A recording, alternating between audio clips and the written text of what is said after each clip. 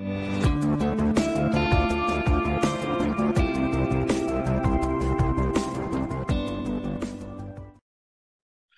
tal, amigos? Bienvenidos a Descifrando Laberintos, el podcast del Dr. Mario Guzmán Sescos, profesor de psicología en Trinity Christian College en la ciudad de Chicago. Como saben, Descifrando Laberintos es un espacio para reflexionar desde la psicología, la filosofía y la religión sobre los temas que nos afectan para que podamos vivir plenamente y afrontar la adversidad. En cada episodio buscamos descifrar un laberinto relacionado a la salud mental o al desarrollo humano, y además recomiendo un libro, un documental o una película que ayude a ampliar el tema. El laberinto que vamos a estar descifrando el día de hoy, en este episodio 11, se titula El bullying o el acoso y maltrato escolar, como le decimos en español. Si tú estás disfrutando de esta producción, de este podcast, quiero invitarte a que lo apoyes. Puedes apoyarlo de distintas maneras. La primera es dejando tu calificación y compartiéndolo con tus conocidos. Si estás en Spotify o en iTunes, Apple Podcasts o en Google Podcasts o Amazon Music, puedes dejar tu calificación ahí de 5 estrellas, compartirlo con más personas y así vas a ayudar a que el algoritmo llegue a más y más personas y que este contenido sea de utilidad a más personas. Si tú lo estás viendo en Google, te invito a que te suscribas al canal, que le dejes un like a este episodio y que dejes tus comentarios en la sección de comentarios, además de que lo compartas. A todos los que dejen sus comentarios en Google, trato de darles respuesta directamente ahí. Y a los que dejan sus comentarios en Spotify, en el link que está incluido en la descripción de este episodio, les voy a dar respuesta en el siguiente episodio, así que también los invito a que lo hagan de esa manera. También puedes apoyar este podcast a través de tu donativo económico. En las personas que lo están escuchando en Spotify van a ver que ahí hay un link donde puedes dejar tu donativo, y si tú lo estás viendo en YouTube, vas a ver que hay un corazoncito ahí en la descripción del video y ahí puedes hacer clic y dejar también tu aportación. La otra forma en la que puedes apoyar la producción de este podcast es adquiriendo mis libros. La transformación del adolescente, una guía para padres y profesionales que estoy seguro que la van a disfrutar, que les va a gustar. Y también mi libro Lucas 24. Los dos lo pueden ver aquí atrás de mí para los que están en YouTube. Ok, vamos pues ahora sí al contenido del episodio número 11, bullying, acoso y maltrato escolar. Y lo primero es que quiero hacerles un comentario y eso tiene que ver con la frecuencia del podcast. Cuando inicié este podcast a principios del verano, de este verano del 2022, pude estar produciendo un episodio por semana, lo cual me dio mucho gusto. Y ya en este momento tenemos, bueno, este es el episodio número 11 y fue una experiencia muy agradable poder estarlo haciendo cada semana. Sin embargo, ya estoy de vuelta otra vez de tiempo completo en la universidad, dando clases, haciendo investigación, dando conferencias, dando capacitación a distintas instituciones, además de estar viendo a mis propios pacientes, y el tiempo pues ya no me alcanza para hacerlo con la frecuencia en la que lo estaba haciendo. Y no lo crean, la verdad es que me está pesando no poder hacerlo de manera semanal, porque es algo que disfruto. El poder tener esta interacción con ustedes es algo que disfruto y además me permite seguir actualizado, aprendiendo y compartiendo las cosas que yo he venido estudiando por tantos años. Pero bueno, la realidad se impone y ahora estoy tratando de hacer un episodio, al menos uno cada 15 días o al menos una vez al mes. Así que para los que me han estado preguntando que por qué no lo estoy haciendo semanalmente, bueno, esa es la razón. Les pido su comprensión y de todos modos los invito a que nos sigan escuchando, aunque no sea con la misma frecuencia, porque voy a tratar de traerles temas de interés para ustedes que les pueden ayudar. Tanto si eres psicólogo, psiquiatra o si eres una persona que no eres psicólogo y psiquiatra, espero que el contenido de estos episodios esté siendo de ayuda. Ok, habiendo dicho eso, ¿por qué vamos a hablar hoy del bullying, del acoso y maltrato escolar? Bueno, por múltiples razones. La primera es porque los números son alarmantes. Vamos a ver más adelante que México es el número 1 a nivel internacional de casos de acoso y maltrato escolar. México es el país de donde yo soy originario y Estados Unidos, que es el país que me está en este momento, digamos, recibiendo, en donde yo estoy viviendo, pues es un país que también tiene altos niveles de acoso y maltrato escolar. Entonces, me parece que es importante que podamos reflexionar qué está sucediendo en el aula por qué nuestros niños están experimentando este tipo de acoso y maltrato y cómo podemos manejarlo, ¿no? La otra razón por la cual vamos a estar hablando de este tema es que el bullying fue el tema de mi tesis de maestría. Cuando hice mi maestría en terapia cognitivo-conductual, estaba interesado en poder aplicar los principios cognitivo-conductuales a nivel institucional, poder ayudar a escuelas a que puedan hacerle frente al tema del acoso y maltrato escolar, y por lo tanto desarrollé un programa basado en el programa de Anatolas Pikas, que vamos a hablar de él más adelante, y lo he implementado en distintas escuelas. Y es un programa que la verdad a mí me gusta mucho. Y bueno, por lo tanto, pues tuve que convertirme en un experto en el tema del bullying para poder desarrollar este programa, implementarlo en distintas instituciones. Y hasta la fecha es uno de los temas que sigo trabajando. Escuelas, tanto aquí en Estados Unidos como en México, me buscan para que pueda asesorarlos, pueda entrenarlos en la implementación de este programa y ayudarles a resolver situaciones de bullying. Por otro lado, también he tenido varios pacientes que han experimentado el bullying tanto desde la perspectiva del agresor como desde la perspectiva del que recibe las agresiones. Así que espero que el día de hoy pueda transmitirles esta experiencia, pueda transmitirles este conocimiento que he ido desarrollando y que he ido adquiriendo de otras personas sobre el tema del bullying y el acoso o acoso y maltrato escolar, y que pueda ser de ayuda tanto para los padres de familia como para las escuelas y como para los psicólogos, porque muchas veces hay desconocimiento de cómo abordar estas situaciones, tanto desde la casa, tanto desde la escuela, como desde la consulta privada en el consultorio de los psicólogos. Así que espero poder hacer eso el día de hoy. Ok, ¿cuáles van a ser los temas que vamos a estar abordando o los subtemas que vamos a estar abordando? Primero vamos a hablar qué es y qué no es bullying. Después vamos a hablar sobre los tipos y las consecuencias del bullying. Después vamos a hablar sobre la epidemiología en Estados Unidos y en México, las características del acosador y del acosado, el ciberacoso o lo que se llama cyberbullying, las causas del bullying o del acoso y maltrato escolar, y cómo saber si un hijo o alumno está involucrado en bullying o cómo abordar el bullying apropiadamente. Ok, después de eso les voy a hablar sobre las recomendaciones que les tengo y nos vamos a ir también a los comentarios que me han dejado en los programas anteriores para poderles dar respuesta. Bien, con eso en mente, quiero primero hacerles una observación. El término bullying tiene dos elementos importantes a analizar. El primero es que es un anglicismo, y esta charla, este episodio de Descifrando Laberintos, lo estoy haciendo en castellano. Por lo tanto, la forma apropiada tendría que ser acoso y maltrato escolar. Pero como se fijan, pues es largo y un poco redundante la forma en cómo hemos traducido este concepto de bullying al español.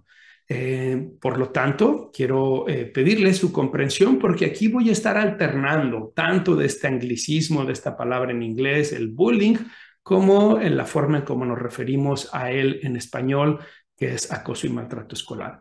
La segunda cosa que quiero mencionarles es que este concepto no representa claramente el fenómeno que estamos tratando de describir. De hecho, Olgus, que fue el primero en hablar y describir este fenómeno, él no estaba de acuerdo con el concepto bullying. Él proponía el concepto de mobbing, una palabra de origen escandinavo que ahora se utiliza para hacer referencia a la experiencia de acoso y maltrato laboral, no escolar, las personas que trabajan y que experimentan acoso y maltrato. Pero originalmente Olgus, él hablaba sobre mobbing al referirse a los niños.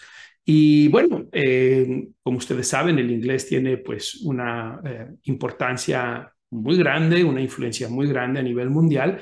Y cuando se empezó a estudiar ese concepto, que como les comento, se desarrolla en Escandinavia, en Suecia más específicamente, y después los norteamericanos empiezan a ver involucrados en el estudio de este fenómeno, ellos modificaron la palabra y en lugar de utilizar la palabra mobbing, utilizaron la palabra bullying.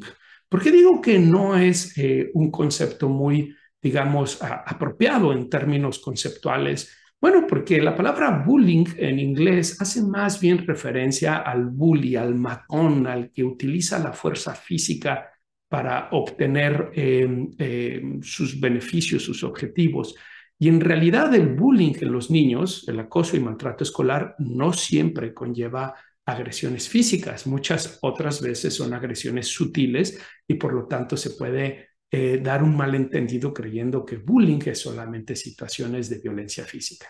Sea como sea, es un concepto que hoy se ha prácticamente universalizado, así que aquí voy a estar alternando entre bullying y acoso y maltrato escolar. Muy bien, como les decía, Holbus fue el primero en hablar de este tema. Él hace esto a través de las investigaciones que estaba haciendo en el ámbito de la etología, que es el comportamiento de los animales, en donde él observó que los gansos tenían comportamientos de acoso y maltrato entre ellos, ¿no? Y a la hora de estar estudiando esto, dijo, interesante, esto se parece a lo que observamos en las escuelas. Y entonces empezó a hacer sus observaciones de campo en las escuelas y efectivamente se dio cuenta que habían estas situaciones de acoso y maltrato escolar que a todos nos son familiares porque las hemos experimentado a mayor o menor medida, pero que hasta ese entonces, en la década de los 70, nadie las había estudiado de manera científica, de manera rigurosa, y es él el primero que lo hace. Entonces, a partir de ese momento se empieza a generar una serie de investigación a nivel internacional para tratar de ver en qué consiste este tema del bullying, cómo se presenta y qué consecuencias tienen los niños y cómo los distintos países las están experimentando. Entonces, vamos pues a hablar de eso y para ello tenemos que empezar primero a distinguir qué es y qué no es bullying. Y me gustaría empezar con una definición que hay una página aquí en Estados Unidos que se llama stopbullying.org. Les voy a dejar en la descripción el link para que ustedes puedan revisarlo. Es una página del gobierno de Estados Unidos, pero que la verdad la he encontrado muy útil porque recaban información apropiada, sintetizada. Recuerdo cuando yo hice mi maestría e hice mi tesis, todavía no teníamos tanto acceso al Internet como lo tenemos ahora y poder hacer una recopilación de toda esta información era libros y libros y libros, ¿no? Ahora Internet nos permite bajar artículos de journals, entrar a distintas páginas y obtener información de manera muy sencilla. Y en esta página, stopbullying.org, pues lo que han hecho es una buena síntesis de la información científica que tenemos sobre el tema del acoso y maltrato escolar. Y muchas de las cosas que vamos a estar hablando el día de hoy me baso en dicha página, ¿ok? Y una de las definiciones que nos da es que el bullying o acoso y maltrato escolar es un comportamiento agresivo entre los niños en edad escolar que implica un desequilibrio de poder real o percibido. El comportamiento se repite o tiene el potencial de repetirse con el tiempo.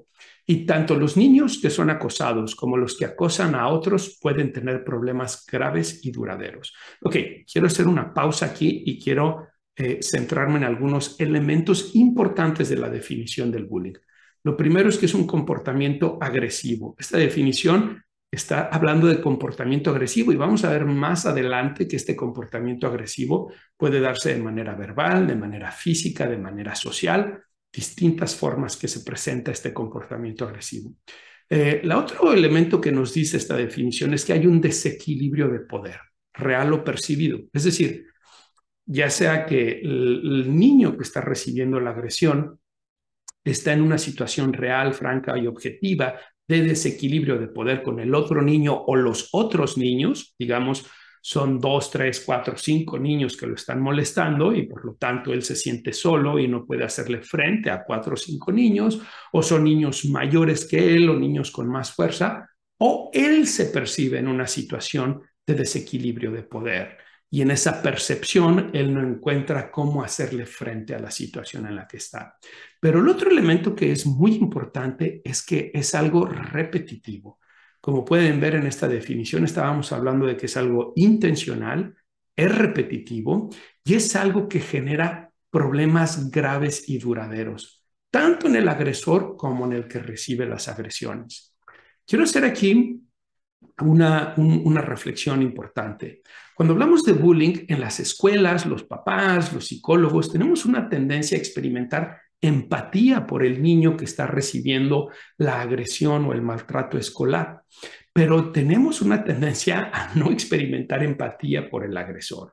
Y eso nos lleva a dos cosas. La primera es a poner etiquetas, y una de esas etiquetas es agresor y la otra es la de víctima.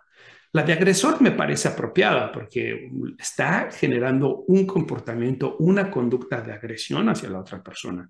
La de víctima no es tan apropiada, así que voy a tratar de evitar referirme a los niños que reciben la agresión como víctimas, aunque tal vez se me salga por ahí la palabra, pero creo que no es apropiada por una razón.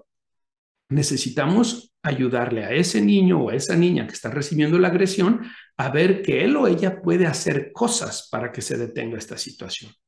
Pero el otro elemento es que esta empatía que sentimos por quien recibe la agresión, pero no por quien genera la agresión, nos lleva a ver al agresor como la manzana podrida, como la oveja negra, como el niño que debemos de expulsarlo de la escuela, que debe de tener consecuencias, que no debería de estar en la escuela.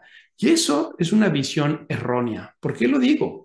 Porque esos niños están manifestando esa conducta por razones que vamos a ver más adelante. En algunas ocasiones ellos mismos han recibido agresión en la escuela o en su hogar. También son niños que suelen tener pocas habilidades sociales o tienen simplemente un uso de la fuerza valorizado de manera inapropiada.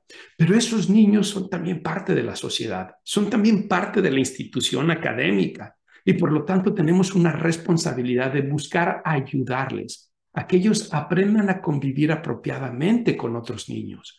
Si nuestra digamos, estrategia es simplemente expulsarlos, echarlos de la escuela, que ya no sean parte de la institución académica, lo que estamos haciendo no le beneficia ni a ese niño ni a la sociedad. Al contrario, lo que estamos haciendo es que ese niño no va a generar las habilidades suficientes para desarrollarse, para relacionarse apropiadamente con los demás.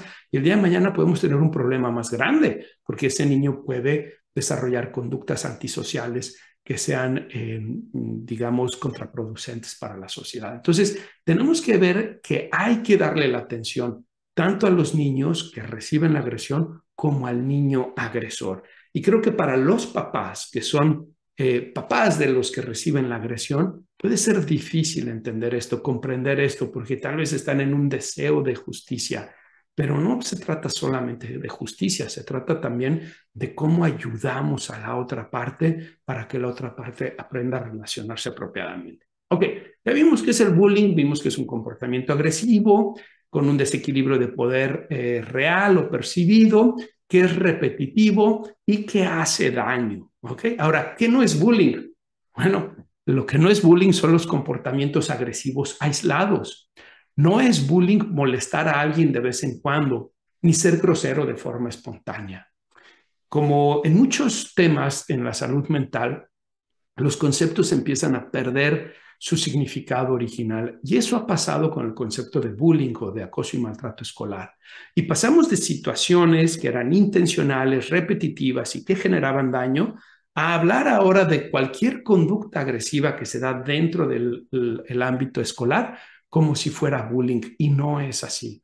Necesitamos tener en cuenta que agresión escolar siempre va a existir. No importa a qué escuela vayas, va a haber a mayor o menor grado, de una forma o de otra forma. Y necesitamos ser cautos de no clasificar eso directamente como bullying, porque si lo hacemos, no le estamos dando la atención apropiada. Hay distintos tipos de agresiones escolares que no son bullying. Por ejemplo, en el recreo, cuando están jugando fútbol o cuando están jugando carreras o cuando están jugando escondidas o cuando están en el área de juegos. Pueden haber agresiones escolares que se necesitan atender, a veces se necesitan sancionar, pero que son aisladas. No había realmente un deseo de hacer daño, son resultado del momento. Un chico se está jugando fútbol y le comete una falta uno al otro y lo lastima, tal vez incluso lo lastima gravemente, le rompe la pierna, digamos, está mal, es algo que se debe de atender, tal vez incluso sancionar si se hizo de manera, digamos, premeditada, ¿no? Pero eso no necesariamente es bullying. Si no es repetitivo, si no es intencional, si no hay esa diferencia de poderes, entonces tenemos que ser cautos. O pueden haber otras agresiones escolares que se dan. Es común que hayan pleitos físicos, especialmente en el caso de los niños, pero si son expresiones aisladas, lo que tenemos que hacer es implementar las reglas y las consecuencias que están dentro del reglamento de la escuela y verlo como una agresión escolar. Pero si lo vamos a ver como bullying, necesita tener las características que ya mencionamos, ¿ok? Espero que eso pueda ayudar a distinguir para que sepamos que no es bullying. Por cierto, no es bullying el no querer ser amigo de alguien. Nosotros no podemos forzar la amistad entre los niños, así como nadie nos forza a tener amigos en la vida adulta. La amistad es resultado, es producto de la convivencia, la experiencia, los intereses en común, el mutuo interés de las personas. Y eso no se puede forzar. Eso se va generando a través de una relación, de un vínculo entre las personas. Lo que sí necesitamos hacer es distinguir en que no te puedo forzar a ser amigo de alguien, pero eso no significa que tú puedas maltratarlo o excluirlo intencionalmente, porque el respeto tendría que ser algo que esté presente en todas las instituciones educativas como uno de los valores fundamentales que estamos tratando de enseñarles a los niños. Ok, vamos a ver qué características o cuáles son las conductas que incluye el acoso y maltrato escolar. Bueno, como les decía, un desequilibrio de poder, donde hay niños que utilizan su fuerza o intimidan físicamente o develan información vergonzosa para poder dañar a otras personas. La repetición, como decíamos, suelen ser actos constantes. En México dicen ya se lo agarraron de bajada, ¿no? Ya es alguien que constantemente lo están lastimando y suelen haber acciones tales como amenazas, difundir rumores, atacar a alguien físicamente o verbalmente y excluir a alguien de un grupo de manera intencional y constante. Como les decía, hay tres tipos de acosos y maltratos escolares o bullying: el verbal, el social y el físico. El verbal suele ser molestar o echar carrilla, como dicen en México, ¿no? Insultar, hacer comentarios sexuales inapropiados, burlas, amenazar con causar daño. El bullying social o el acoso social es dejar a alguien afuera a propósito, decirle a otros niños que no sean amigos de alguien en particular, difundir rumores, avergonzar a alguien en público. Y el acoso físico es golpear, patear, pellizcar, escupir, tropezar, empujar, tomar o romper las cosas de alguien, hacer gestos con las manos de manera grosera, ofensiva. Ok, quiero hacer una reflexión sobre el tema de molestar verbalmente o la utilización de la carrilla. Una de las cosas que los niños dicen constantemente es: ay, era broma, no aguantas nada. O cuando los profesores los detienen y voltean y dicen: no, no, profesor, es que era solamente una broma, pero no aguanta nada, ya ve qué delicado es.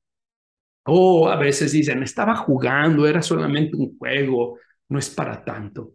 Una de las cosas que tenemos que enseñarles a nuestros hijos, a nuestros alumnos, es a distinguir entre juego, broma y abuso o maltrato.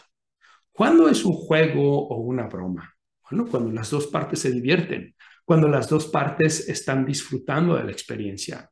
Y ahí, especialmente entre los varones, puede haber esa carrilla, esa utilización del lenguaje en donde hay una línea en donde uno dice, está muy cerquita a pasarse, ¿no? Al abuso, al maltrato, pero donde ambas partes lo disfrutan. Y creo que es importante que esas situaciones sucedan. Incluso le permiten a los niños a desarrollar habilidades que les van a servir para poder relacionarse con otras personas. Pero hablamos de maltrato o hablamos de abuso cuando una de las dos partes se divierte y la otra parte no se divierte, cuando la otra parte le está pasando mal, cuando la otra parte no quiere que eso suceda. Es decir, el límite de dónde nos detenemos no tiene que ser yo, sino el otro. Lo que estoy haciendo o diciendo a esa persona le lastima, le molesta. Si es así, necesito aprender a detenerme. Si la otra persona le está pasando bien, si lo está disfrutando, entonces es parte del juego, es parte de la broma y eso está bien y necesitamos permitir que suceda. A veces a los niños cuando les digo esto, cuando estoy asesorando escuelas o cuando tengo pacientes y les digo esto, les cuesta trabajo entenderlo, pero es importante que puedan verlo. Y una de las formas en que les ayudo a poder distinguirlo es que les digo: Y cuando tú estabas diciendo o haciendo eso, la otra parte te estaba diciendo, más, por favor, moléstame más, dime más ese apodo que me has puesto, golpéame más. No, ok, entonces no era broma, no era juego. ¿Se estaba riendo? No. ¿Se estaba disfrutando? No. ¿Estaba contestando de la misma manera y, digamos, engaging, ¿verdad? Como encontrándose, digamos, participando de la misma manera que tú? No. Entonces no era broma, no era juego, no era diversión, era abuso, era maltrato. La otra persona te dijo, para, detente, no me gusta, deja de molestarme. Sí, ¿ves? Era acoso, era maltrato y no te detuviste. Entonces tenemos que enseñarles esto, tanto en la casa como en la escuela, a distinguir entre la broma y el maltrato. Ok, vamos pues a hablar sobre las consecuencias del acoso y maltrato escolar. Tendríamos que decir que las consecuencias en el caso de quienes reciben la agresión tienen que ver con problemas físicos, sociales, emocionales, académicos y de salud mental negativos. Entre los más importantes tiene que ver la depresión y la ansiedad, quejas de salud y disminución del rendimiento académico. Algunas personas han estado asociando el tema del acoso y maltrato escolar con el tema de la violencia, especialmente de los tiroteos aquí en Estados Unidos.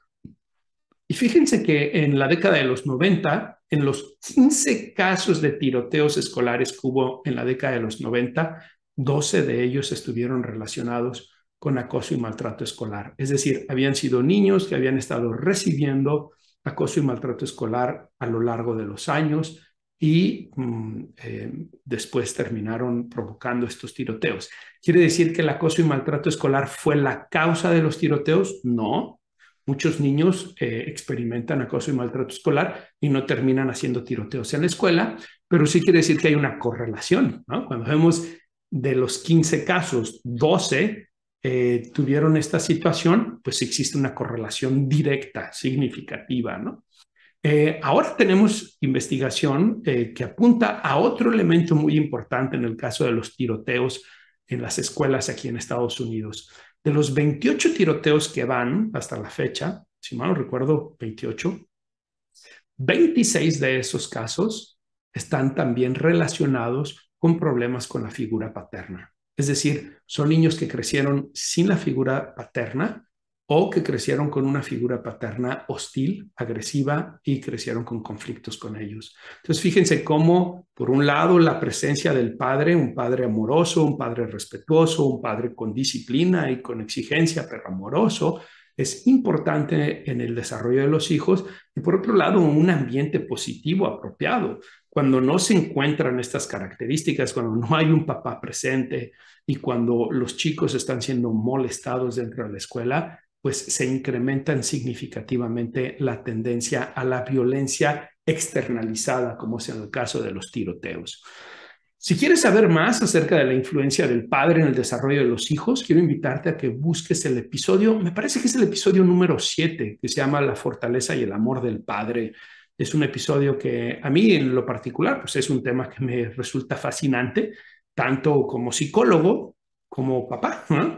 Veo en mis pacientes el efecto positivo y negativo que tiene la presencia o la ausencia del padre y también lo experimento con mis hijos, cómo mi relación es importante con ellos. Así que te invito a que busques ese episodio o que puedas escucharlo. Han habido algunas preocupaciones. Rápidamente, aquí estoy haciendo un paréntesis nada más con el tema de los tiroteos y se preguntan si acaso tiene que ver con la violencia que los adolescentes experimentan en los videojuegos o en las películas que ellos ven. Incluso en la década de los 80 y de los 90 era una hipótesis constante para el bullying, para el acoso y maltrato escolar, en donde decían que podía ser resultado de que los niños estaban teniendo mucha exposición a contenidos violentos en los videojuegos y en los programas de televisión y que por lo tanto en una respuesta, en un aprendizaje vicario, en un aprendizaje por imitación, ellos estaban haciendo lo mismo en la escuela. Esta hipótesis se ha venido manejando y todavía la manejan muchas personas. Sin embargo, la investigación señala que no es así.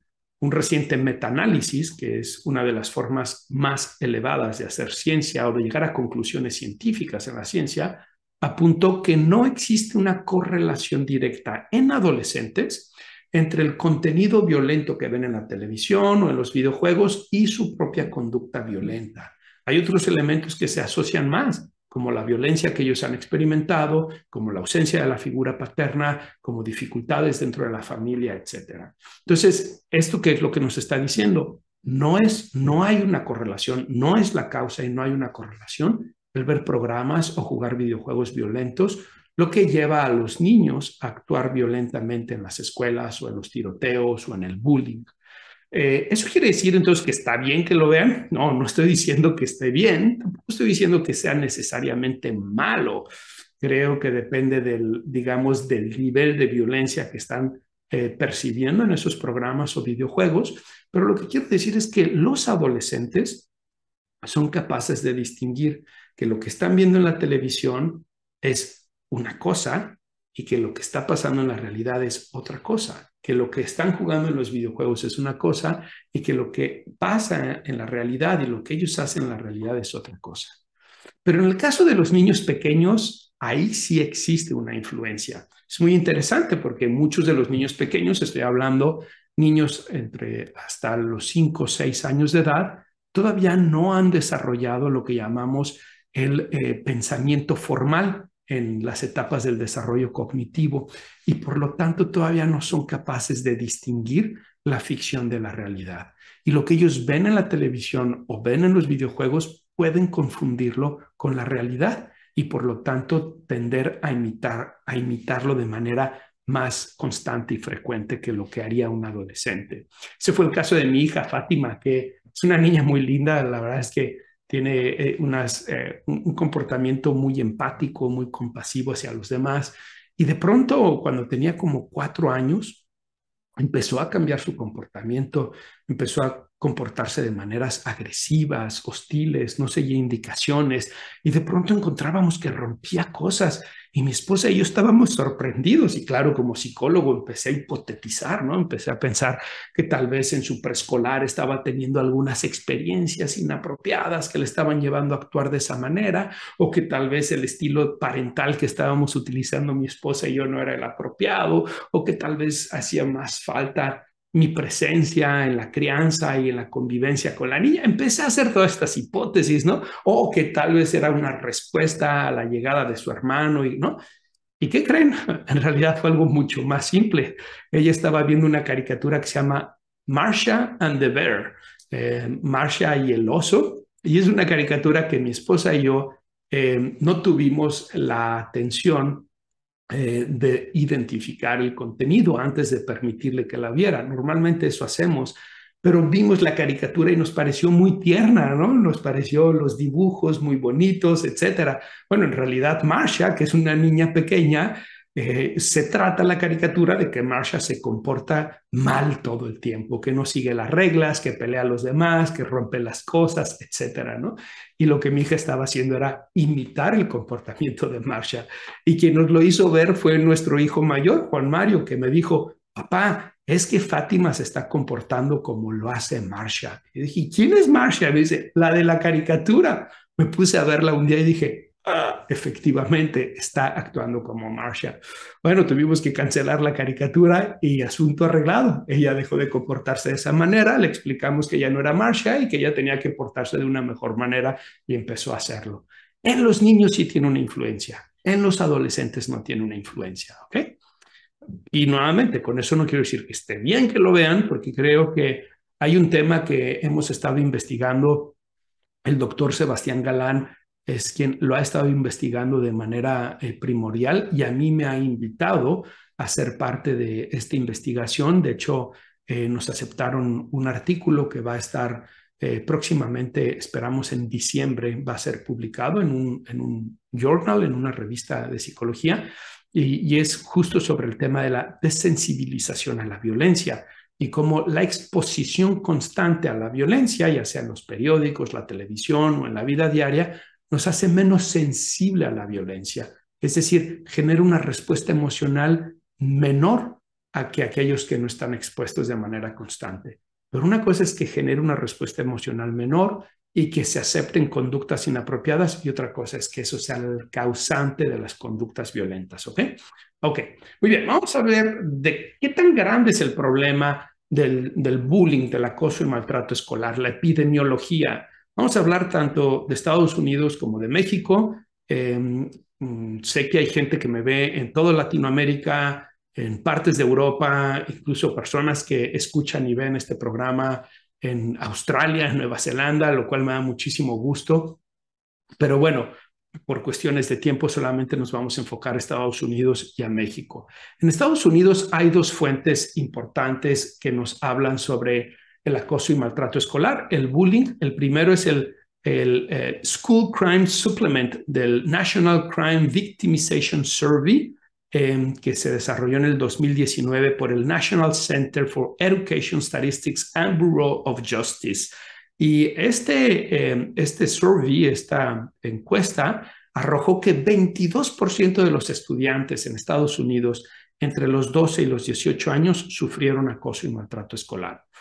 Por su parte, el Youth Risk Behavior Surveillance System del Centers for Disease Control and Prevention del 2019 nos dice que el 19.5% de los estudiantes de noveno grado a doceavo grado informaron haber sido intimidados, haber experimentado acoso y maltrato escolar. Entonces, estamos hablando que entre el 19 y el 22% de los alumnos en Estados Unidos lo está experimentando. Algo que es necesario tener en cuenta es que el año en donde suele presentarse con más frecuencia el acoso y maltrato escolar es el quinto año, que es más o menos cuando los chicos, las chicas tienen 11 años de edad, es la entrada de la pubertad y es donde hay una reexperimentación de las conductas agresivas impulsivas. Pasada esa edad, disminuye la frecuencia, pero aumenta la severidad. Es decir, alrededor de quinto grado son más constantes las agresiones escolares, pero a partir de quinto grado son menos constantes, pero hacen más daño, porque tienen más fuerza, porque utilizan objetos, porque pueden tener más, digamos, ideas de cómo lastimar a la persona. Entonces sigue siendo importante, pero es más frecuente en quinto grado. En México, quiero hablarles de dos fuentes. La primera es una fuente que ya tiene muchos años. Esta fue la primera encuesta nacional de exclusión, intolerancia y violencia en escuelas públicas de educación media superior, que fue conducida por el doctor Miguel Sekeli Pardo.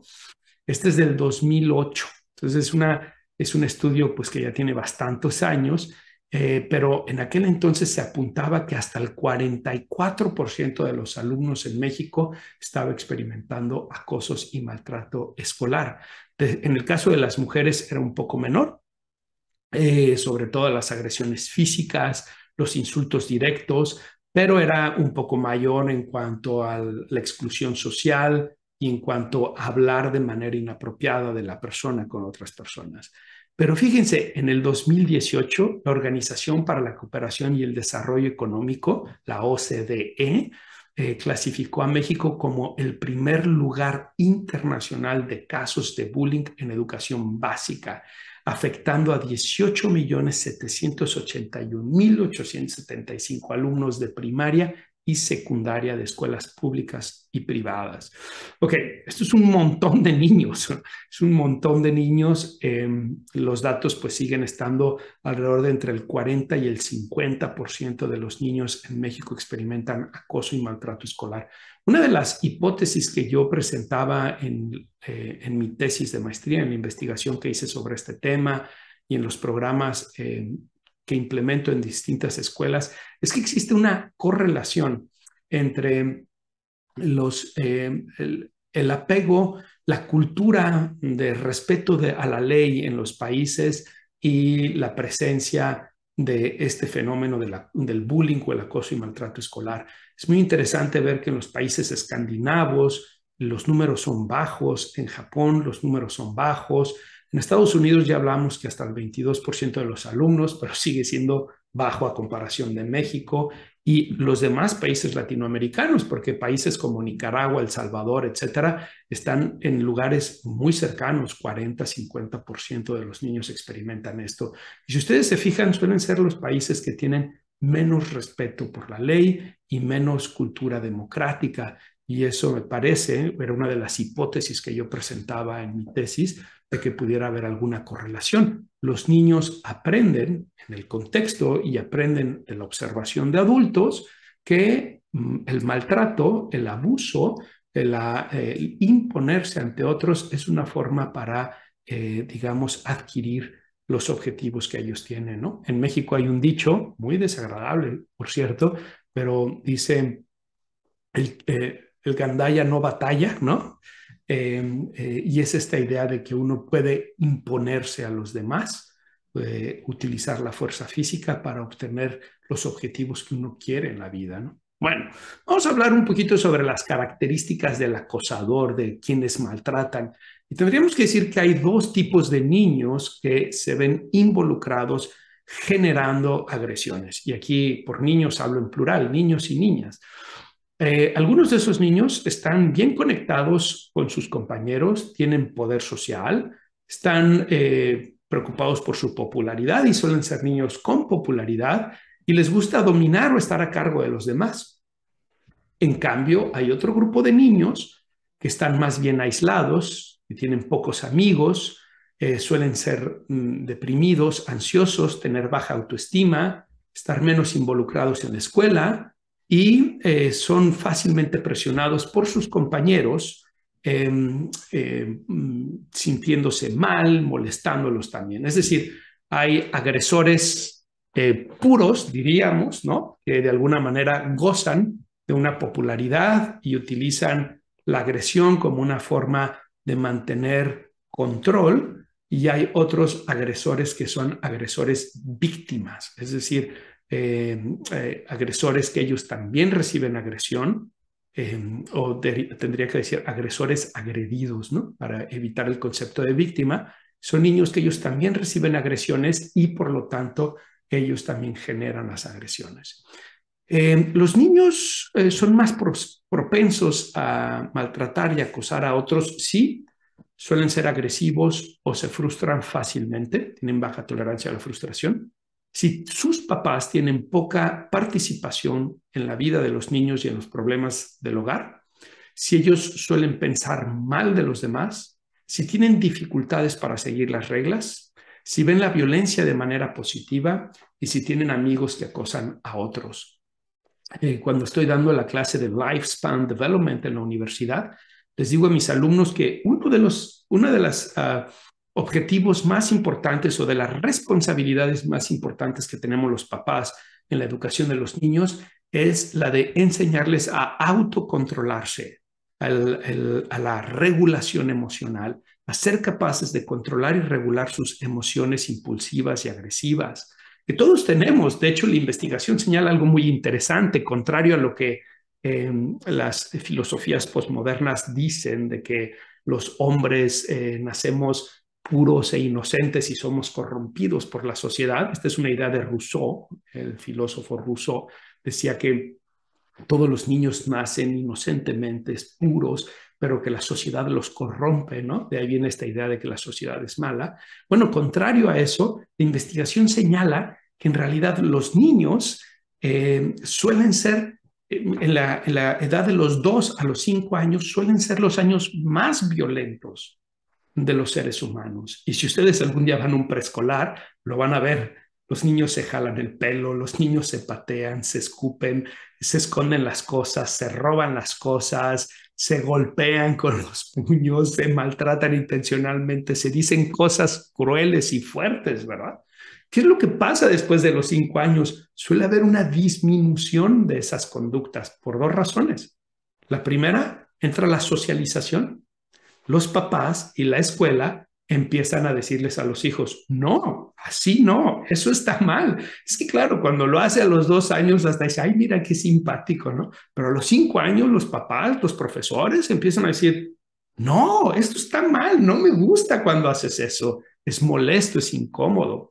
Pero además esa socialización también implica otros niños, porque ahora los otros niños se empiezan a defender, los empiezan a excluir, y entonces aprenden que si se comportan de esa manera, ellos no van a ser aceptados en el grupo social. Es muy interesante. Contrario a lo que decía Rousseau, la sociedad nos ayuda a ser mejores personas en lugar de peores personas. Nos ayuda a controlar nuestros impulsos, a regular nuestras emociones. Y por eso es que una de las funciones más importantes que los papás tenemos es la de enseñar a nuestros hijos a autorregular sus emociones, a que sepan controlar sus emociones y sepan tratar a los demás de manera apropiada. De lo contrario, la violencia va a ser predominante en ellos. Ok. ¿Cuáles son las características de los niños que son acosados, que son maltratados? Bueno, suelen ser percibidos como diferentes a sus compañeros en relación al peso. A veces tienen sobrepeso o tienen infrapeso. Pueden ser niños que utilizan anteojos, ropa diferente, los niños que son nuevos en la escuela, o son niños que no pueden tener acceso a bienes materiales que a los niños les gustan, ¿no? También son percibidos como débiles o incapaces de defenderse, están deprimidos, ansiosos o tienen baja autoestima, suelen ser menos populares que otros y tener pocos amigos, y suelen no llevarse bien con los demás, ya que son vistos como molestos o provocadores o se oponen a los demás para llamar la atención. Entonces, fíjense, pareciera que hay como dos características. Niños que socialmente no son como muy exitosos y niños que su conducta suele ser provocadora, suelen llamar la atención. A estos últimos les llamamos víctimas provocadoras o agredidos provocadores para evitar el concepto de víctima. Y son niños que en su comportamiento provocan reacciones violentas en otros y tenemos que ayudarles a ver eso. El primer grupo, aquellos que parecieran no tener mucho éxito social dentro de los niños, ya sea por el sobrepeso, por los lentes, por la cuestión económica, etcétera, es importante explicar algo. Nada de eso justifica el maltrato. Nada de eso es una razón válida para que reciban acoso y maltrato escolar. De hecho, esas mismas características en otros niños no son razones para recibir maltrato. Es decir, otros niños pueden utilizar lentes o pueden tener sobrepeso o pueden no tener dinero y no reciben agresiones. Y esto es importante porque normalmente el agresor justifica su conducta justamente en eso. Algunos niños me han dicho es que es un loser, es que es un teto. Si lo vieras, es que parece que lo pide a gritos. No, no. Tú estás pensando eso, tú estás justificando tu conducta inapropiada de esa manera. Sus lentes, su sobrepeso, sus problemas económicos, sus problemas de aprendizaje, su discapacidad física no son justificaciones para las conductas que tú estás haciendo. Y eso es algo que tenemos que hacer mucho énfasis. No hay nada que justifique el maltrato y el acoso escolar. Incluso cuando tenemos esos niños que son niños que reciben agresión y al mismo tiempo son provocadores, tampoco es razón para justificar el acoso y maltrato escolar. Bien, ¿qué hay del cyberbullying o del ciberacoso, como le decimos en español? Bueno, el ciberacoso es lo mismo que el acoso y maltrato escolar o que el bullying, pero a través de la tecnología. Y aquí es donde se utilizan las redes sociales, donde se utiliza Instagram, Facebook, YouTube, Twitter, lo que sea, para maltratar. Pero este acoso tiene también las características de que hay un desequilibrio de poderes, que es repetitivo, que es algo que está causando daño y que es algo que es intencional. Sin embargo, hay un problema que es importante tener en cuenta. Cuando nosotros éramos chicos, hablo de los de mi generación para arriba, si nosotros teníamos problemas en la escuela, teníamos un safe space, como le llaman ahora, ¿no? Un concepto que no me gusta mucho, pero voy a dejarlo para otro tema. Pero teníamos como esa zona segura, ese espacio donde nos sentíamos tranquilos, y era la casa. Sabíamos que íbamos a ir a la escuela de lunes a viernes y si habían problemas en la escuela, bueno, de viernes a domingo uno se sentía tranquilo porque no tenía que lidiar con la persona que le molestaba. La generación actual no lo tiene tan fácil. Bueno, no es que fuera fácil en el pasado, sino que la generación actual tiene que enfrentar además este tema del ciberacoso o el cyberbullying, en donde puede ser 24/7, 365 días al año, donde hay páginas que están dedicadas para acosar y maltratar a las personas. en donde la persona que sube es la persona que tiene el poder o el control de ese contenido y donde a veces la persona que está recibiendo el maltrato no tiene de otra más que estar viendo cómo está siendo agredido, víctima de estas situaciones y cómo los demás, digamos, disfrutan de esa situación, ¿no? Entonces, es verdad que redes sociales han mejorado en eso, como el caso de Facebook, Instagram, Twitter. Puedes reportar este tipo de situaciones y ellos pueden bajarlas. Si consideran que es apropiado bajarlas, las bajan. A veces el problema es que a veces no lo consideran y las dejan ahí. Pero otras redes no hacen eso, otras páginas no hacen eso, o el WhatsApp, o los mensajes de texto, o los videos y las fotografías. Hemos perdido en la sociedad contemporánea la intimidad, la privacidad, y ahora estamos expuestos a la utilización de la cámara de cualquier persona y ser nosotros víctimas de eso o que podamos estar expuestos al uso inapropiado de las imágenes y que la gente se aproveche de eso, se burle de eso, maltrate a los demás a través de eso.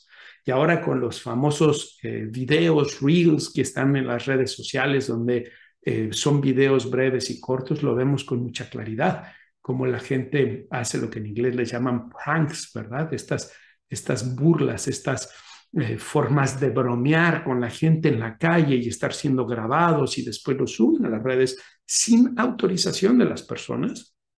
Y entonces ahí están. Y muchas veces las redes sociales no las van a quitar porque las consideran cómicas, las consideran una broma. La pregunta es, ¿y la persona que recibió esa broma lo ve de la misma manera? Esa persona se siente cómoda de que hayan miles, a veces cientos de miles o millones de personas viendo esos videos, riéndose y burlándose de lo que le pasó a esa persona. Es delicado el tema y creo que no lo estamos hablando lo suficiente en nuestra sociedad. Bueno, vamos pues ahora a uno de los últimos temas, estamos ya acercándonos al final. ¿Cuáles son las causas del bullying? ¿Cuáles son las causas del acoso y maltrato escolar? Las dividimos en 4 causas. El factores de pares o causas de pares de los amigos, factores familiares, factores emocionales y factores escolares. Vamos con la situación de los pares, de los amigos. Cuando hablamos de pares en psicología nos referimos al grupo de niños más o menos de la edad, el cohort, ¿no? En el que ese niño pudiera estar. Y ahí un factor, una causa del bullying o el maltrato escolar es que lo hacen para alcanzar o mantener el poder social o para elevar su estatus en su grupo de pares, en su grupo de amigos. 2, para mostrar su lealtad y encajar con el grupo de pares. 3, para excluir a otros, para mostrar quién es y quién no es parte del grupo. Y 4, para controlar el comportamiento de los compañeros. Es decir, hay una situación de dominancia, de poder, en donde se busca hacer. El tema de las jerarquías es un tema que siempre ha existido y va a seguir existiendo, a pesar de que los postmodernos hacen todo su intento por acabar con las jerarquías. El problema no es que existan jerarquías, el problema es que existan jerarquías corrompidas, en donde el objetivo es digamos, la imposición del control y el poder y no la reciprocidad. Cuando las jerarquías funcionan a través de la reciprocidad, dan buenos resultados. Cuando las jerarquías funcionan a través de la reciprocidad, el líder no es un tirano, sino que es un verdadero líder que está cuidando de los demás, está buscando que los demás puedan tener beneficios de esas jerarquías. El problema es que tenemos que enseñarles a nuestros hijos. Sí, la sociedad existen jerarquías, las instituciones tienen jerarquías, pero necesitamos enseñarles a que esas jerarquías sean llevadas de manera apropiada a través de la reciprocidad, como estaba diciendo, y no de la imposición del poder y del control. ¿Cuáles son los factores familiares que se asocian al bullying? Bueno, normalmente los agresores provienen de familias donde hay intimidación, agresión o violencia en el hogar. Pueden tener padres que no brindan apoyo emocional o comunicación. Pueden tener padres que responden de manera autoritaria o reactiva y pueden provenir de familias donde los adultos son demasiado indulgentes o donde hay poca participación de los padres en sus vidas. Están viendo que todas estas son causas de quienes agreden, ¿no? Y es muy importante porque lo que sucede en el hogar termina siendo, digamos, donde se germina el comportamiento social. Y es en esa relación con los papás y con los hermanos que sirve de laboratorio conductual, donde nosotros aprendemos qué es y qué no es apropiado y después lo llevamos a la escuela. Y entonces lo que sucede es que si en la casa hay una justificación de la violencia, si los papás tienen una tendencia autoritaria o por el contrario permisiva, lo que va a suceder es que esos niños crecen en ambientes donde, uno, pueden justificar la violencia o dos, pueden reaccionar a la violencia que ellos mismos están experimentando, ¿no? Por cierto, si quieren saber más sobre los estilos parentales y cómo educar a los hijos, los invito a que revisen, me parece que fue el episodio número 5 o 6, no estoy muy seguro ahorita, en donde hablo precisamente sobre la familia y los estilos parentales, donde podrán aprender sobre el estilo autoritario, autoritativo, permisivo y negligente y las consecuencias de estos estilos en la crianza de los hijos. Los factores emocionales.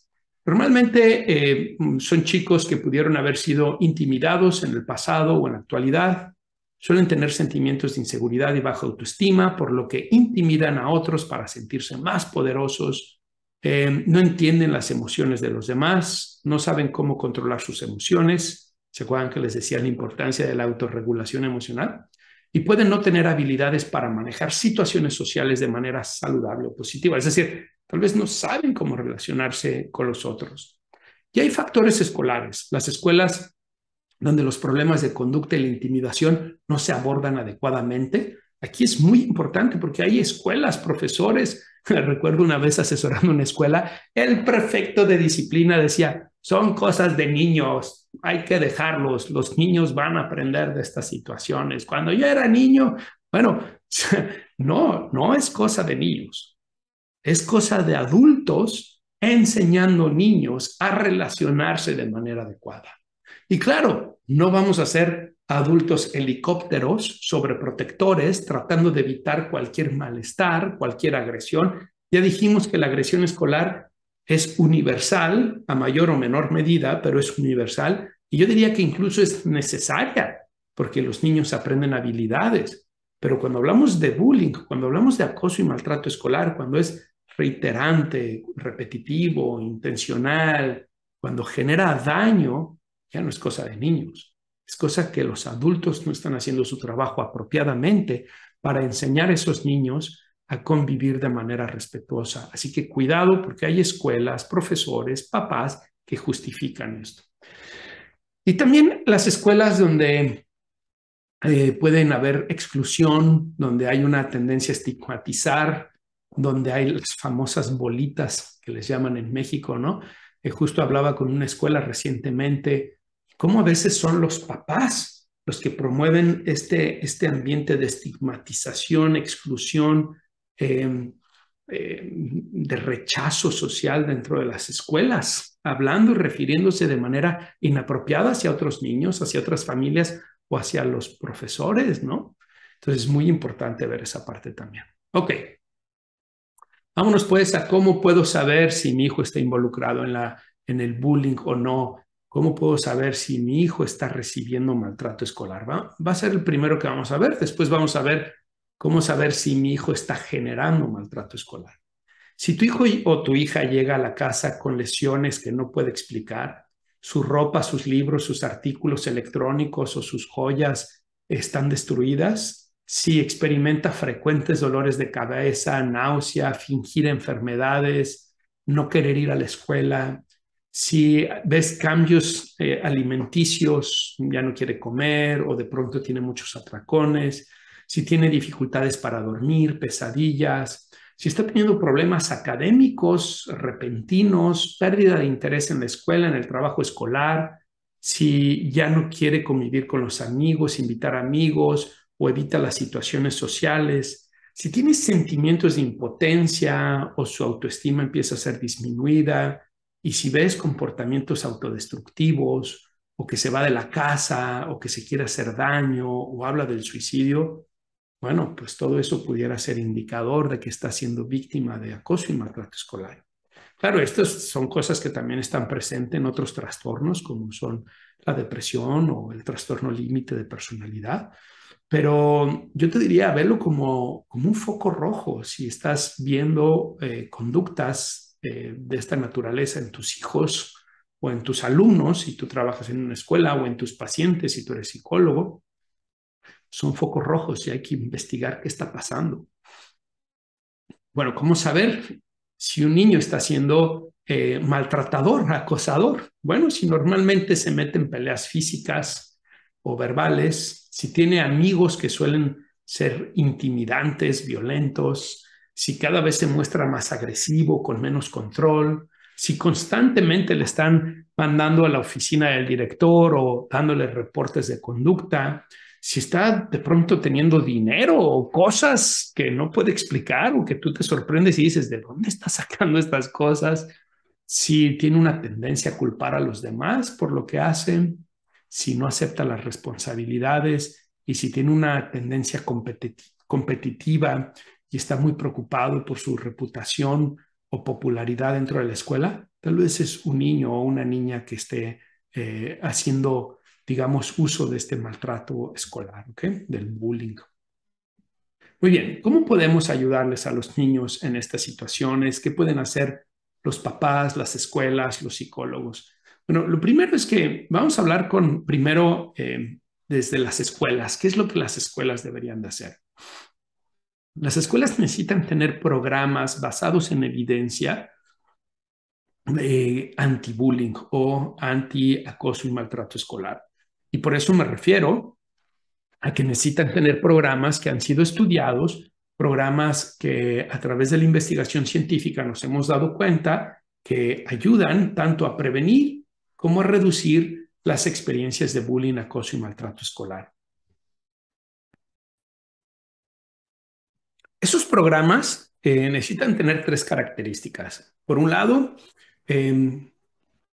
estrategias basadas en la psicoeducación, es decir, ayudarle a toda la comunidad académica, no solamente a los alumnos, sino a los alumnos, a los profesores, a los administrativos, al personal de intendencia y por supuesto a los papás, a ayudarles a entender y comprender más sobre el bullying y el acoso escolar. Necesitan haber conferencias sobre el tema, necesitan haber clases sobre el tema, necesitan haber una constante, digamos, información sobre qué es, qué no es bullying, qué está permitido, qué no está permitido en la convivencia, etcétera.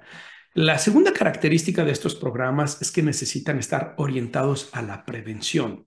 La prevención se logra no solamente a través de digamos, de la supervisión, la cual es muy importante en la investigación que nosotros hemos hecho, las personas que han colaborado conmigo en las investigaciones que he conducido y en los programas de implementación que he generado en las escuelas, nos hemos dado cuenta que hay áreas en donde las conductas de acoso y maltrato escolar suelen suceder con más frecuencia. La primera es en el salón de clases.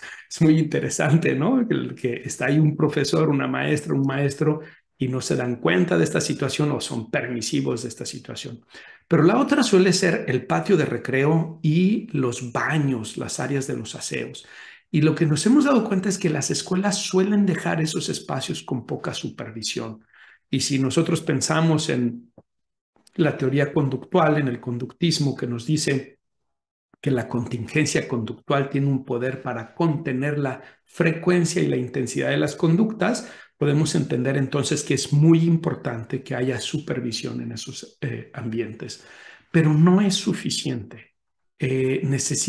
Para poder prevenir el acoso y maltrato escolar, se necesita promover conductas prosociales dentro de las instituciones educativas. Necesitamos enseñarles a nuestros alumnos a actuar de manera apropiada. Me parece que la idea de talleres de implementación de valores y principios, a mí en lo particular me parece que es importantísimo que enseñemos a los alumnos a desarrollar virtudes en la vida, a desarrollar las virtudes cardinales las virtudes teologales que les permitan ser personas íntegras en su relación con la sociedad, en su relación con los demás. Y por lo tanto, las escuelas necesitan promover programas basados en las virtudes y en los valores que les ayuden a los niños a aprender cómo comportarse apropiadamente con los demás, cómo relacionarse con los demás, cómo resolver conflictos con los demás, cómo resolver problemas. Y el tercer componente que necesitan tener los programas de intervención anti-bullying en las escuelas son las medidas de resolución de problemas y las medidas de, digamos, de atención y resolución de situaciones detectadas de acoso y maltrato escolar. Es decir, cómo vamos a resolver una vez que ya identificamos que hay esta dinámica donde hay niños que están acosando y maltratando a otros niños, cómo vamos a atenderlas, cómo vamos a resolverlas. El método que a mí más me gusta es el método de Anatolas Pikas que les mencionaba al principio de este programa. Anatolas Pikas fue un psicólogo que desarrolló el método de la preocupación compartida, se llama, un método extraordinario, precioso, en donde a través de entrevistas no mayores de 15 minutos se va ayudando a las dos partes, al agresor y al agredido, a que lleguen a acuerdos de respeto, de sana convivencia, nunca a forzarlos a ser amigos, pero de respeto y sana convivencia entre ellos. Acuerdos que además se les dan seguimientos a través de distintas estrategias y de la conformación de un equipo anti-bullying dentro de la escuela. Es un método que incluye los tres elementos que les estaba diciendo: las estrategias de psicoeducación, las estrategias de prevención del acoso y maltrato escolar y la promoción de conductas prosociales, y un método de intervención en situaciones que ya se han identificado. Yo me di a la tarea junto con la psicóloga Janet Peña a hacerle algunas modificaciones y adecuaciones para implementarlas en México con distintas escuelas, y nos dio resultados muy interesantes, muy positivos. Y sobre todo es un método que le permite a los alumnos salir de esa dinámica víctima, victimario, y entrar a una dinámica de preocupación compartida. ¿Cómo hacemos para que las dos partes la pasen bien en la escuela? ¿Cómo hacemos para que las dos partes se sientan seguros, bienvenidos, aceptados en esta escuela? Y a la escuela le da herramientas para que el equipo de intervención sepa manejar estas situaciones de manera efectiva. Porque una de las cosas que hemos visto a través de la investigación es que los problemas de acoso y maltrato escolar suelen ser crónicos. Y esto tiene que ver con que las escuelas, a veces bien intencionadas, pero no bien capacitadas, van, digamos, apagando fuegos, ¿no? Van interviniendo conforme las situaciones se van presentando, pero sin tener un plan, un programa que ha probado la efectividad, y por lo tanto sin saber realmente qué es lo que tienen que hacer.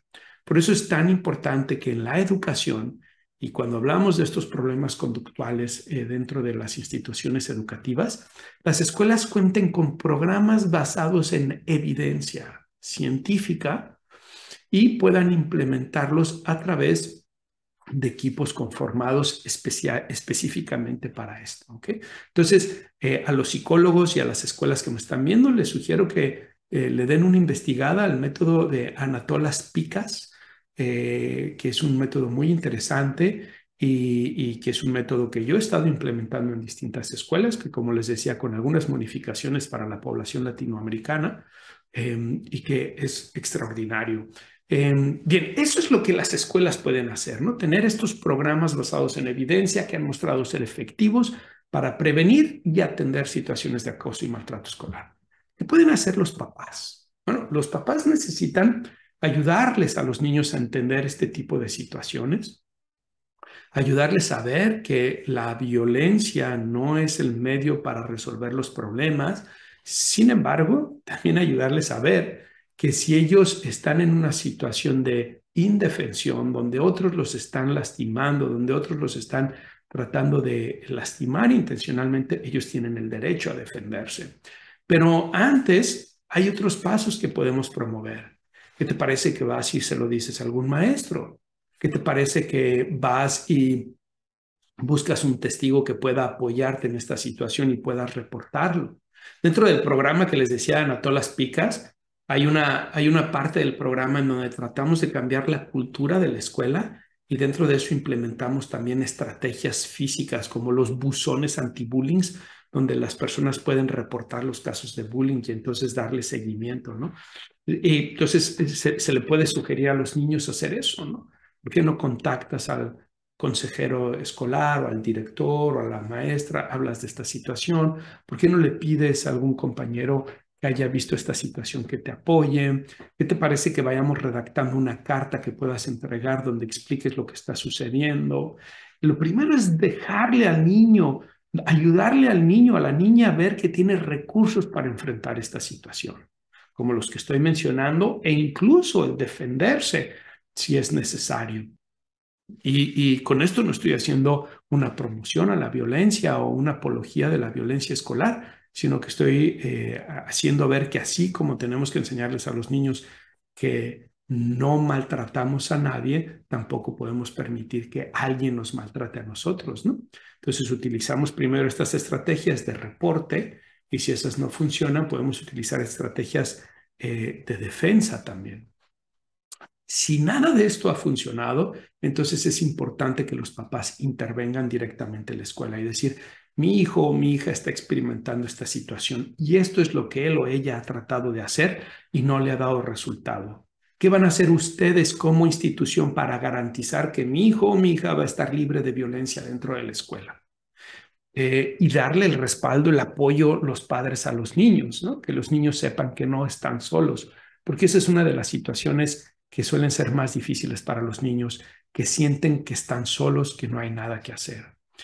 Algo que necesitamos ser cuidadosos es que si los niños se acercan a los profesores, a las autoridades de la escuela, o si los papás se acercan a las autoridades de la escuela a hablar de esto, es que las autoridades de la escuela lo manejen apropiadamente. Muchos niños se quejan de que fueron y lo reportaron y nada pasó. O aún peor, fui y lo reporté y la maestra fue y le dijo al niño y lo dijo de tal forma que ahora me molestan más. Entonces mejor ya no digo nada. Por eso es tan importante los métodos basados en evidencia, porque ahí podemos aprender cómo manejar estas situaciones. Ese es lo que los papás pueden hacer con los hijos y claro, si la situación sigue y continúa, los papás deberían de volver a acudir y pueden ir escalando también dentro de la jerarquía de la escuela para hacerlo llegar a autoridades que puedan tomar cartas en el asunto. Pero papás, hay dos cosas que quiero invitarlos a que tengan en cuenta.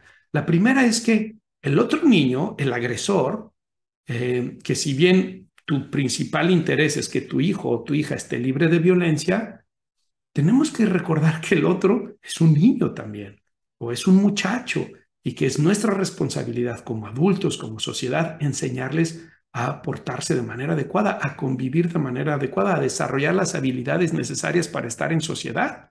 Por lo tanto, tu objetivo no debe de ser la condena del otro niño, no debe de ser el castigo solamente del otro niño, sino el cómo vamos a hacer para que ambas partes estén libres de violencia y ambas partes vean que la escuela es un lugar donde son bienvenidos, ¿no? Entonces, con esto lo que trato de decirte es no vayas con la espada desenvainada a cortar cabezas y a buscar revancha, a buscar venganza, que no se trata de eso. La segunda cosa es que papás necesitan dirigirse siempre a las autoridades, no a los niños involucrados, ni a los papás de los niños involucrados. He estado en escuelas donde los papás van y retan al niño agresor y luego lo que sucede es que el papá del niño agresor va y se mete con el otro papá. Y he estado en escuelas donde incluso los papás terminan golpeándose, donde las señoras terminan jalándose los cabellos, donde terminan insultándose, agrediéndose. Ese no es el camino. La escuela, el director, los profesores, el consejero, el psicólogo, el prefecto, son las autoridades que deben intervenir en esto. Si la escuela en donde tienes a tus hijos no están haciendo un buen trabajo, entonces tienes que hacérselos ver.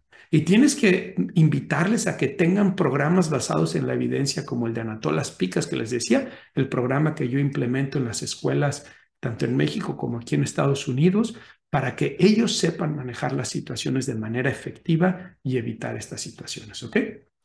Ok, y ahora, ¿qué pueden hacer los psicólogos, los terapeutas cuando tienen pacientes que son o agresores o que están recibiendo la agresión? Bueno, lo primero es que necesitamos identificar, ser muy cautos, muy humildes, lo que llamamos en ciencia humildad epistemológica, ¿verdad? Y reconocer que 50 minutos de terapia a la semana no van a cambiar la situación de acoso y maltrato escolar. ¿Por qué? Porque la situación de acoso y maltrato escolar responde no solamente a las características personales de los niños involucrados, sino a la situación de contexto. Es un fenómeno contextual. Escuelas, la forma en cómo las escuelas abordan esto favorecen o limitan la manifestación, la frecuencia, la gravedad e intensidad de estas experiencias. Entonces, cuidado en no, digamos, poner todo el peso y la responsabilidad en el niño agresor o en el niño que recibe la agresión. Porque he visto a psicólogos, terapeutas, trabajarlo con los niños que reciben la agresión, diciendo, bueno, lo que pasa es que tú tienes que hacer todas estas cosas diferentes, ¿no? O en el niño agresor, en donde se le, digamos, diagnostica como un trastorno negativista desafiante o como un trastorno de la conducta, que en muchos casos así es, pero se trabaja solo de manera individual y esto es un problema también contextual. Entonces, a los psicólogos creo que lo que es conveniente es que puedan hacer equipo interdisciplinario en donde puedan incluir a los papás, a la escuela y ustedes, y que ustedes se vean más como coordinadores de cómo se va a atender esta situación, ayudándoles a los papás a ver qué es lo que ellos pueden hacer, tanto con su hijo como con la institución, y ayudándole a la institución qué es lo que ellos pueden hacer con los niños en particular. Y al niño que está recibiendo agresión, entonces ayudarle a ver cuáles son las opciones que él tiene. No me gusta la palabra empoderamiento, pero de alguna manera ayudarle a salir del estado de indefensión aprendida en la que suelen estar para que ellos vean que tienen habilidades de afrontamiento de esta situación. Y a los niños que son agresores, tenemos que trabajar mucho con la regulación emocional, el control conductual y también con el desarrollo de la empatía, ¿ok? Entonces, psicólogos no trabajen solo con el niño involucrado, sino trabajen de esta manera en equipo con la familia y con la escuela para que entonces, ayudándole al niño, ayudándole a la escuela, ayudándole a los papás, puedan haber mejores resultados, ¿ok? Muy bien. Bien, creo que he abordado todo lo que tenía preparado para el tema de hoy. Me queda ahora irme a la recomendación. Vámonos a ver cuál es la recomendación que les voy a hacer ahora. Bueno, tengo tres recomendaciones para ustedes en realidad. La primera es un libro, y es un libro clásico, ¿ok? Es un libro de 1993. El autor es Olbus, que como les había dicho, él es quien acuña o el primer investigador en observar el tema del acoso y maltrato escolar y el primero en desarrollar investigación sistematizada científica en el tema. Y escribió un libro que me gusta mucho, se llama Conductas de acoso y amenaza entre escolares. Lo repito, Conductas de acoso y amenaza entre escolares, editado por Editorial Morat, publicado por Editorial Morata, Editorial Morata. En 1993 fue publicado este libro. Me parece que en inglés se llama Bullying, tal cual, y nuevamente el autor es Olweus, O-L-W-E-U-S. Se los voy a poner en el video y en la descripción del episodio, tanto en Spotify como en YouTube. Ahí se los voy a dejar para que puedan verlo, acceder. La segunda recomendación es una página web, que es la página stopbullying.org, que les había dicho, que es una página web del gobierno estadounidense y tienen su versión en español, que es espanol, con N, no con ñ, .stopbullying.gov, ¿ok? Ya, también les voy a dejar el link para que ustedes puedan acceder a ello. Lo van a encontrar tanto en inglés como en español y hay otros idiomas ahí, polaco, italiano, no sé qué otros idiomas. Muchísimos recursos muy valiosos que pueden utilizar en las estrategias de psicoeducación que les estaba diciendo en las escuelas, para hablar con sus hijos, con sus pacientes, con sus alumnos, Y la tercera es que les voy a dejar una página de Australia donde se habla de los métodos basados en evidencia. Hay 6 métodos basados en evidencia que han probado ser efectivos en el manejo del acoso y maltrato escolar, y especialmente los voy a dirigir al método de la preocupación compartida de Anatolas Pikas, que tanto me gusta. Y si alguna de las escuelas que me está viendo, de los psicólogos que me está viendo, quiere saber más, quiere implementarlo, puede contactarme. Como les decía, es parte de mi trabajo. Entreno a las escuelas, les ayudo a implementar estos programas, a desarrollar equipos de intervención y que puedan implementar programas basados en evidencia y así ser más efectivos tanto en la prevención como en la atención del acoso y maltrato escolar. Muy bien, vámonos a la última parte, que son los comentarios que he recibido en programas anteriores. Algunas de las preguntas y voy a hacerles algunas respuestas. Claro, no son todos, son algunos que estuve seleccionando.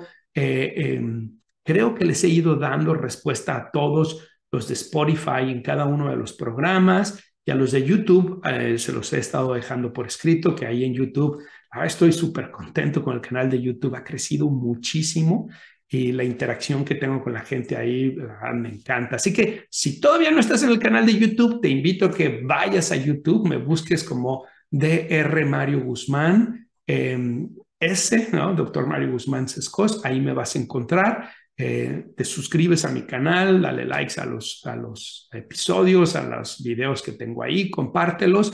Y si tú me estás viendo en YouTube y todavía no te suscribes al podcast, en alguna de las plataformas donde se escuchan podcasts, como es Amazon Music, Apple Podcasts, Google Podcasts y por supuesto Spotify, que es donde la gran mayoría de las personas me escuchan, pues te invito a que te suscribas ahí también. Si te suscribes en alguna de estas plataformas, lo que va a suceder es que cada que publico alguno de los episodios te va a aparecer automáticamente en tu teléfono y así no te los vas a perder.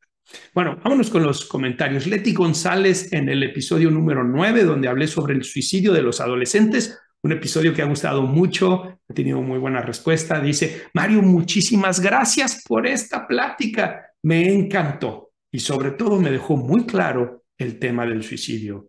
Eres un gran ser humano y un excelente psicólogo y comunicador. Muchas gracias.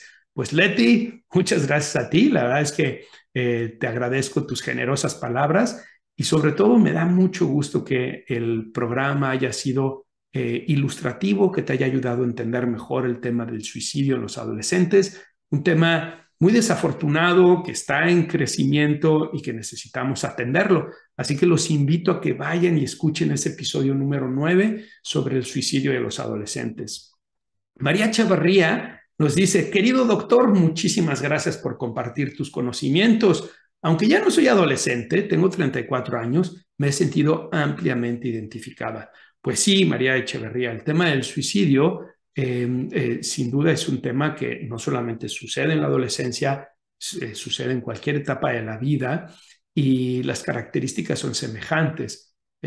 La cosa es que con los adolescentes nos preocupa lo que podemos hablar como el contagio social y psicológico del suicidio, ¿verdad? Se suicidan amigos o se suicidan celebridades y son más vulnerables ellos para suicidarse. Así que me alegra que te haya gustado el programa, que te hayas identificado en las cosas que estaba explicando. Espero que no seas alguien que haya estado pensando en temas de suicidio o pasando por momentos de esa naturaleza. Y sobre todo me da mucho gusto tenerte aquí en el programa. Si tú o cualquier persona en cualquiera de los programas que hablo, hay algo que se les mueve, hay algo que, ¿no?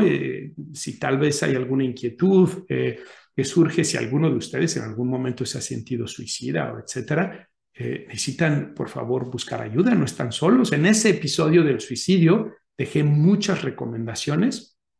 Dejé muchos links, teléfonos a los que ustedes pueden contactar para pedir ayuda, porque como lo comentaba en ese episodio, el suicidio no es la respuesta. ¿Okay? Muy bien. Rosario me dice en el episodio número 5 sobre el amor y la fortaleza del papá: tan útiles tus palabras. ¿Qué hago si ya detecté amigos que son mala influencia en mi esposo? Supongo que se refiere al esposo, ¿no? ¿Cómo le hago para que vean lo que está mal en sus amigos? El tema de las amistades en los papás es un tema que me preocupa mucho porque como hombre he estado en distintos grupos de chats a los cuales he decidido salirme porque justamente me di cuenta que no era una influencia positiva. Hay algo lamentable ver cómo hombres de 40, 50 años llenan su WhatsApp, sus grupos de chats de pornografía, de videos pornográficos con niñas que pudieran ser sus hijas, con muchachitas, ¿no? Jovencitas. Y cómo la pornografía ha tenido un lugar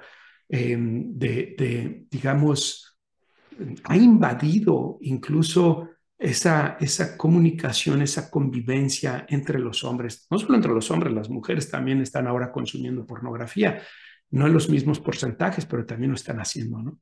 Y entonces hay como un tema de complicidad, de decir, si tú formas parte de esto que estoy compartiendo, somos amigos, ¿no? Como, si no sé cuál es la palabra adecuada, pero y por otro lado, bueno, recientemente publiqué un artículo en mi blog, que los invito a que revisen mi blog en mi página de internet, www.drmarioguzman.com, que lo llamé adolescentes o adultos plenos, ¿no? Vemos muchos adultos que ahora son papás, que les está costando trabajo asumir su rol de padres, ¿no? Y en ese sentido, la relación con los amigos es muy importante. Yo he tenido la fortuna tengo aquí un grupo de papás con los que me reúno todos los sábados en la mañana. A las 7 de la mañana hacemos 45 minutos de ejercicio físico intenso, ¿no? Tipo militar, así de lagartijas, abdominales, corremos, tenemos competencias, 45 minutos que terminamos acabados. Y después tenemos 15 minutos donde reflexionamos sobre temas de familia, pareja, trabajo, religión, sociedad, política, ¿no? Y esa hora a la semana se ha convertido en un espacio muy importante para mí. Es un espacio que me recarga, me ayuda a ver que no estoy solo como hombre, como papá, como esposo, buscando vivir una vida íntegra, plena, aceptando y reconociendo mis limitaciones, mis deficiencias, pero viendo que hay otros hombres que están luchando por lo mismo, por tener una vida virtuosa. Ha sido súper importante. Y esos hombres se han convertido ahora en personas muy entrañables para mí, porque hemos podido hablar de las dificultades, nos hemos podido acompañar en esas dificultades, aconsejar en esas dificultades. Qué importante es que como sociedad podamos rescatar el valor de papá y podamos también ayudarles a los hombres a retomar un papel en la sociedad basado en una vida virtuosa, íntegra, y que ellos puedan ver lo necesario que son en la sociedad a través de estas amistades positivas, sanas, comunidades masculinas que ayuden a que los hombres se desarrollen sanamente, ¿no? Ojalá y eh, más se animen a hacerlo, ¿no? Si hay hombres que me están viendo y dicen, oye, a mí me gustaría tener un grupo como el tuyo, pueden contactarme y con gusto les paso algunas sugerencias de cómo lo hacemos nosotros por si lo quieren hacer ustedes. Celia Beatriz Núñez en el episodio 1 me dice, ese episodio, el 1 es sobre la ansiedad, ¿qué es la ansiedad? Muchas gracias, doctor, por todos los temas tratados hasta hoy, muy claros, muy prácticos. Me gustaría que tratara la depresión en los adultos mayores y cómo acompañarlos. Celia, tengo un episodio, me parece que es el episodio número 5, donde hablo sobre la depresión y el tratamiento de la depresión. Te invito a que lo busques. Lo hablo en términos generales, no en adultos mayores, que sin duda es un tema muy interesante, sobre todo porque en los adultos mayores se necesita distinguir la depresión del trastorno cognitivo leve. El trastorno cognitivo leve es una forma, un preámbulo, digamos, una fase inicial de lo que después se puede desarrollar como una demencia. No todos, pero muchos terminan desarrollando demencia. Y uno de los síntomas más característicos del trastorno cognitivo leve es justamente un estado de ánimo deprimido.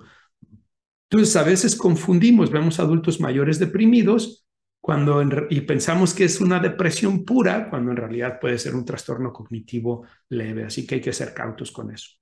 Y finalmente, Jennifer Verdes, Verde Soto, ya, Jennifer Verde Soto dice, excelente profesor, me encanta la forma como explica, definitivamente el mejor maestro, gracias por sus enseñanzas.